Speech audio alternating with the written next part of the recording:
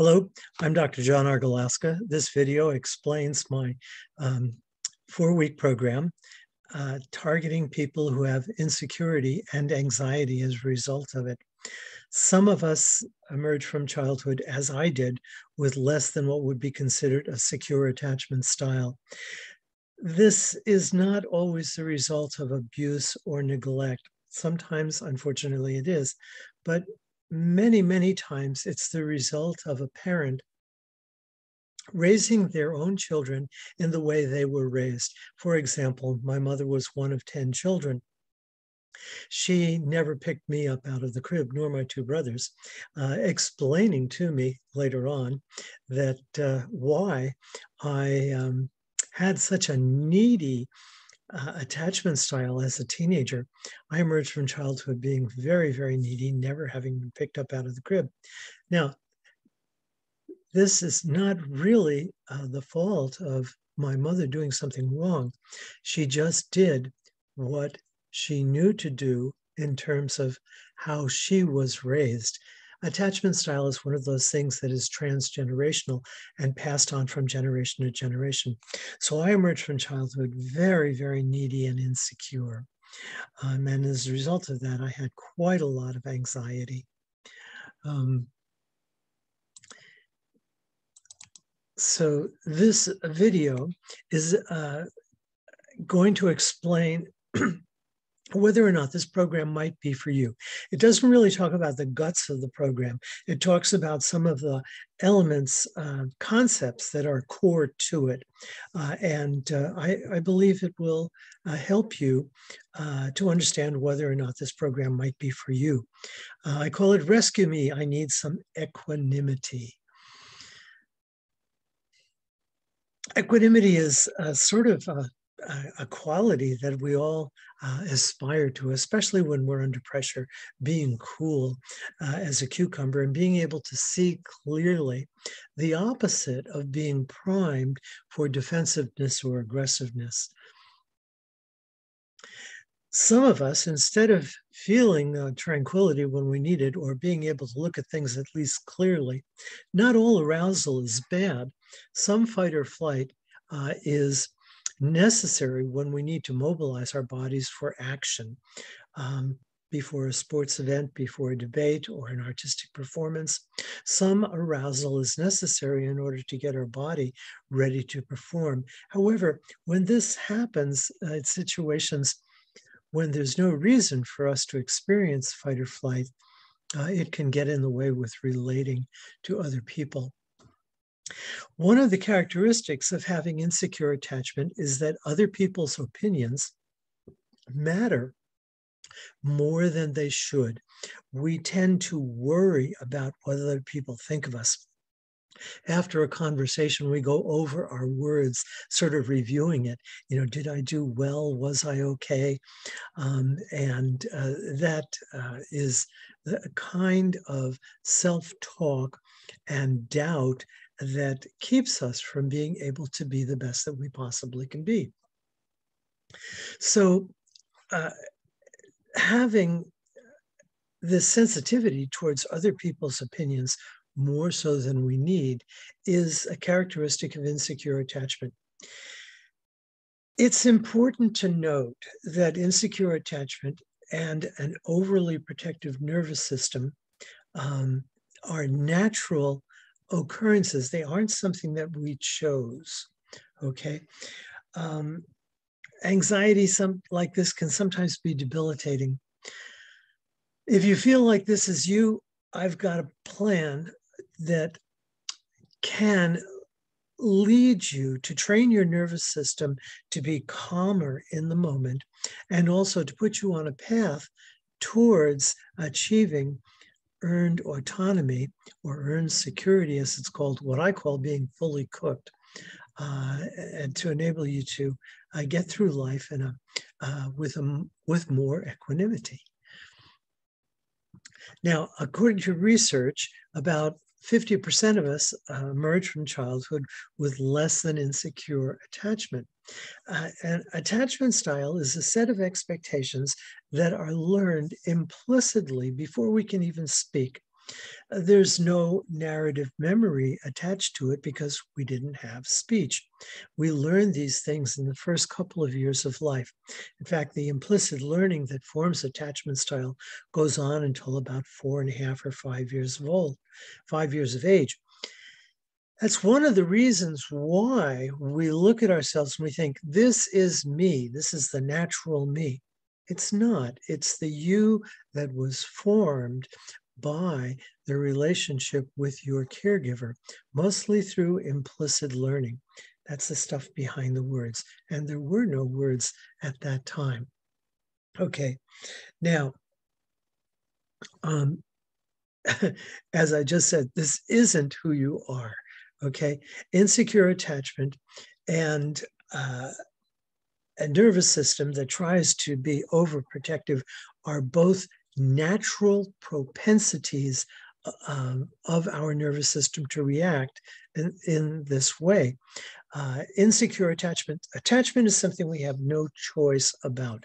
We are biologically obligated to attach to our caregivers in the most effective way possible. Sometimes this results in an insecure kind of a set of expectations, especially with regard to how social relationships will work out. We anticipate that they won't turn out well.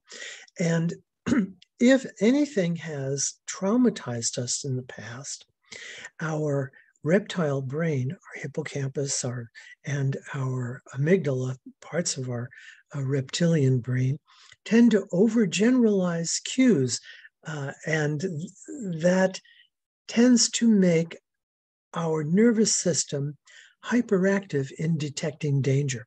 So if we've been traumatized, this overgeneralization of cues can result in us seeing a lion behind every bush. We know there isn't a lion behind every bush. Now, it's important to realize this is not a matter of willpower. Okay, you didn't choose your caregiver or how your caregiver would act. And also remember, this is not about blame. Okay, this is a matter of moving from where you are now, realizing perhaps what might have happened. This isn't blaming someone, not blaming your caregiver, nor blaming yourself. Your attachment style is the result of what happened because of the style of interaction between you and your caregiver before you could even speak. And overgeneralization of cues is your nervous system trying to protect you from danger. Big problem here is that if perhaps you were traumatized by someone who was important to you, someone who was responsible for your nurture, then your nervous system is liable to generalize a fear of people who you trust.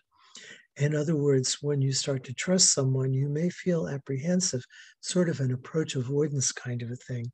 That is what happened to me. Now, here are some characteristics of people who have what's called ambivalent attachment.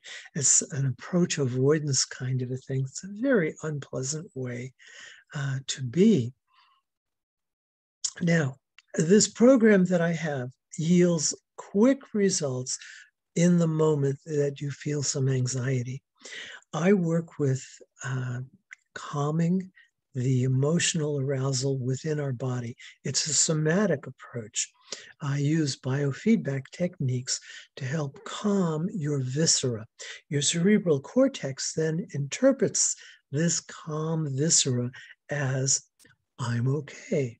All right.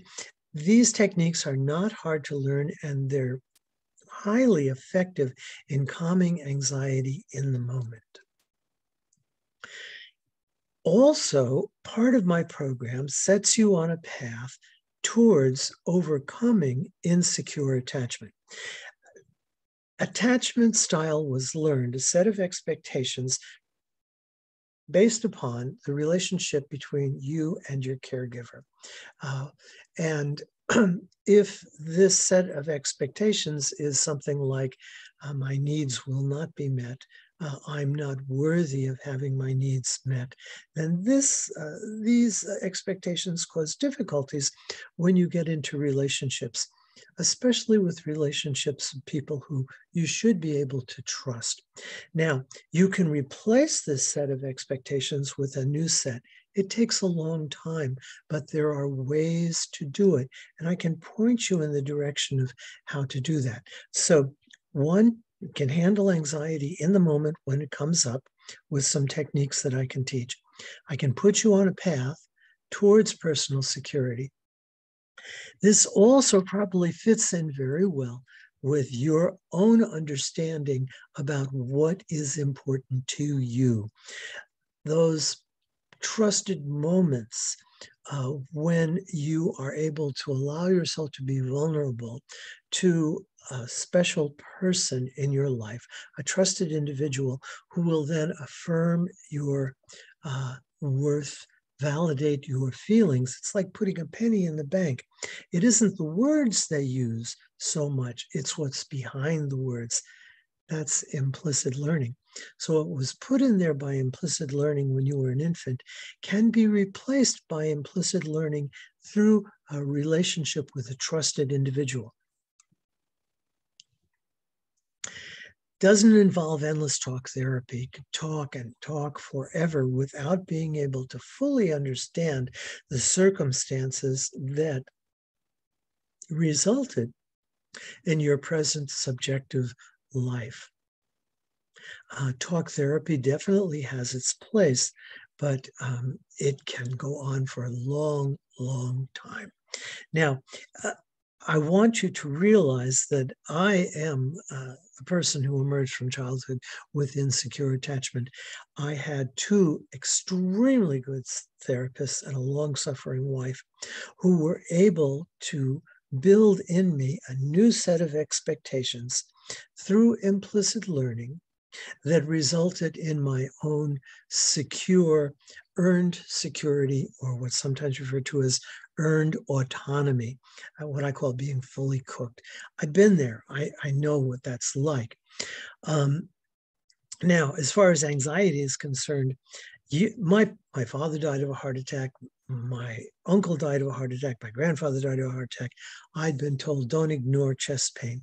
I went to the ER one day and had some chest pain. They misdiagnosed what was going on with me. And they checked me into the ICU, told my wife I was too critical to be moved. They were all wrong. Later that evening, and a cardiologist, first one to look at the ticker tape, the paper that shows the trace from the electrocardiogram, said it was full of artifacts. Artifacts are things that don't reflect what actually happened, rather something like static electricity on the gurney, or someone moved the electrodes that were attached to me. This experience scared the bejeebers out of me. Okay. I started having panic attacks. And if I felt myself slightly out of breath or slightly out of sorts, my mind worked it over and I felt like I was going to die. I actually checked myself into 3 ERs. So what I want you to realize is that I understand insecure attachment and I understand anxiety, including panic attacks. 3 different ERs I checked myself into. My general practitioner told me that probably what happened in my chest was a result of pulled muscle. And he poked around on my ribs and said, does that hurt? Does that hurt? And yes. And I had been using a post hole digger, which involves using some of those muscles around your ribs. And I hurt myself doing that. And that's why I had that chest pain. Okay. He put me on 2 different SSRIs, one that I took all the time. I believe it was called buserpine, and then Ativan, which I was supposed to take if I thought I was going to have a panic attack. Now, these 2 things opened my eyes to something. They gave me a state of calm, and I was able to relate to people in ways that I had never related to people before. And I thought to myself, my gosh, do people really think like this? So what happened was these SSRIs sort of parted a veil, allowing me to realize that for the greatest part of my life, I have been depressed. and anxious. However, these SSRIs also dulled my affect, my enthusiasm for things that I found pleasurable, and I was able to titrate off of them.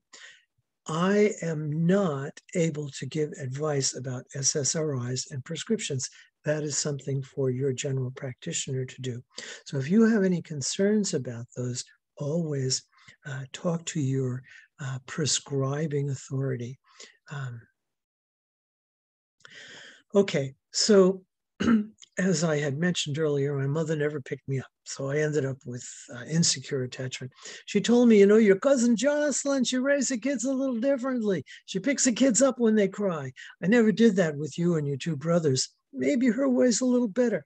This was, my goodness, I was in my 50s, I believe, when she told me this. She has since deceased. Wonderful mother, but she raised her children in the way that she was raised, and it resulted in me emerging from childhood in a very needy way. Okay, now, as I mentioned before, this approach avoidance thing is like fire and ice personality. I would court a young lady when I was a teenager. Hey, you want to go get some coffee? Want to go to a movie with me? No, no, no, no, no. But finally, when they said yes, then I might say, well, I don't want to go out with you, because I felt inherently unworthy of people's appreciative attention. Fire and ice personality, horrible way to be. Approach avoidance, often the result of what's called an anxious ambivalent attachment style, which I had. All right, so I've been there. I know the path out of this anxious, ambivalent attachment style. I can point you in the right directions. That is a long process. It isn't going to happen in 4 weeks, but I can set you on the path to it, okay? And I know what it's like to have severe anxiety and panic attacks.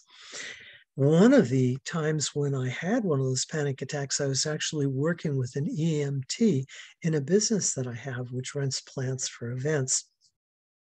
And we had a blood pressure cuff, and I tried to walk off this feeling. I couldn't do it. So I checked myself into the ER, lying down for 40 minutes with a EKG array. I think it's called a 14-point or 16-point electrocardiogram. Either the lying down or the resting, and then the reassurance from the doctor saying, hey, you're okay. You were just having a panic attack. Then I felt okay and I could carry on. But 3 times that happened to me. I have 2 doctorates in clinical psychology, and my specialty is attachment. That process wherein you develop that set of expectations, I refer to them as implicit social templates, for how social relationships will work out. And I understand anxiety because of my experiences. So I've got some practical and some theoretical knowledge. Nothing of this is guaranteed 100%, but it is evidence-based. And if you're the kind of person who has confidence in the scientific method, I can offer lots of references to show that every single thing that I do has an evidence-based, and there is science behind it. So if you want to learn some techniques that will help you overcome anxiety in the moment and to start on a path towards being fully cooked or having earned autonomy, I have something for you. Okay. Now, equanimity, the thing that I opened this presentation with, is a wonderful way to be. When a person has earned security, they see clearly in social relationships. They are not primed for fight or flight, which makes us prone to be defensive or aggressive. Now, this thing is not easy to do, but it is doable, and I know it works for people who have insecure attachment and for people who are experiencing anxiety. Here's an overview of some of the ideas. Now, I told you that I wasn't going to get into the techniques in this. This is more an overview of the ideas for why this program might work for you. If you are experiencing panic attacks or debilitating anxiety, it isn't that your nervous system is broken. It's hyperactive. It's doing more than it should, probably because of overgeneralization of cues from past traumatic experiences. So it isn't broken, okay? It's just doing its job too well. Now, the thing that we find most frightening in our lives, especially children, is the loss of nurture, okay?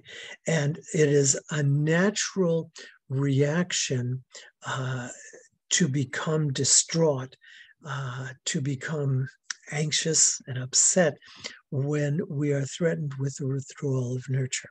Now, you know, and I know that as we go through life, we're going to have romantic, most of us are going to have romantic relationships, and there will be breakups. And those are a normal part of life. They cause us to go into a tailspin. But people who are secure, that tailspin doesn't last too long. There is a resilience. And along with being fully cooked, when one achieves earned autonomy, one develops some resilience when things don't go well. Now, as I mentioned before, to achieve a new set of implicit social templates, a new attachment style involves a trusted other whom you can allow yourself to be vulnerable to. Now, you have to filter very carefully who you let into that position. You may know some people, and I was that person, who will give you their whole life over a beer in a bar in 5 minutes. Okay, that's not a good filter. I used to be that way. Now I filter very carefully who I will allow myself to be vulnerable to. So choose who you allow yourself to be vulnerable to. I can give you examples of how to do that and tell you why it works. Okay, so give me a shout if you'd like to trade anxiety for a state of calm, some equanimity that can get you some immediate relief in the present moment when you experience anxiety. If you'd like to gain some knowledge about how your nervous system works, this is an important component of what I do. And it can help you to understand yourself, but also to understand why people around you, especially the ones important to you, act the way that they do. I will give you support in this program to help set you on a path towards exchanging a set of implicit social templates that are not effective for you for insecure attachment with a new set that reflects earned autonomy being fully cooked. It can set you on that path. So call me. If you'd like, you can book a call through my website. I will not do any fancy selling. I guarantee that I won't do that. No fancy sales talk. I'll simply try to answer your questions and your concerns, and we can see whether this program that I have, this 4-week program, will likely be effective for you. This is what I really like to do. I love to help set people on the path towards earned autonomy. That's a big deal. If there's anything that I have left behind besides having raised my kids and perhaps been a benefit to some of my students and to my clients, one of the things that I feel most proud of is being able to set people on the path towards earned autonomy. Being able to overcome the discomfort of debilitating anxiety is also something that I'm very proud of. So here's me. In this first picture on the left, you can see me facing off a velociraptor. You might let that velociraptor represent your reptile brain. Okay. I like to try new things. I like to enjoy myself. I would say that my ability to enjoy myself and to experience new things is a result of my newfound earned autonomy. Okay, so give me a call if this seems like a good idea for you. And I hope you're having a great day. Thank you very much for persisting till the end.